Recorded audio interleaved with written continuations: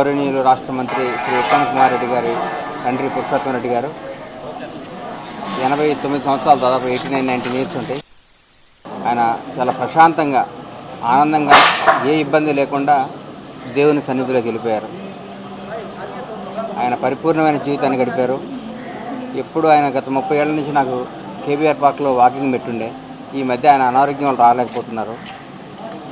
ఇంత మంచి సంతానాన్ని సమాజానికి ఇచ్చి ఆయన అద్భుతమైన సేవలు చేసి తన జీవితాన్ని ప్రశాంతంగా గడిపి ఈ విధంగా వెళ్ళిపోవడం కూడా బాధతో పాటు నాకు సంతోషంగా ఉంటుంది. ఎందుకంటే ఏ ఇబ్బంది పడకుండా, ఏ అనారోగ్యం బారి పడకుండా వెళ్ళిపోవటం మంచిదని అనుకున్నాను. వారి పవిత్ర ఆత్మకు శాంతి కలగాలని భగవంతుని కోరుకుంటూ సెలవు తీసుకున్నాను.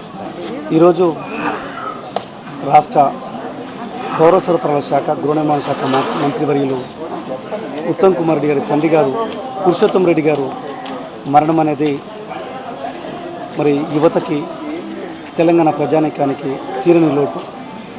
ఇప్పుడే వారి పార్థివ దేహాన్ని మరి దర్శించడం జరిగింది.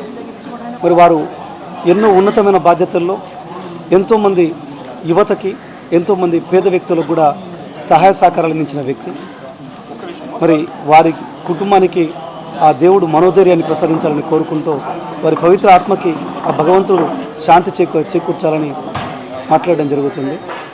మరి వారి సంతానమైన మరి ఉత్తమ్ కుమార్ రెడ్డి గారు ఇలా తెలంగాణలో ఎన్నో అభివృద్ధి కార్యక్రమాలను చేస్తూ ప్రజలకు అండగా ఉంటున్నారు. వారికి దేవుడు మనోధైర్యాన్ని కల్పించాలని కోరుకుంటున్నాను.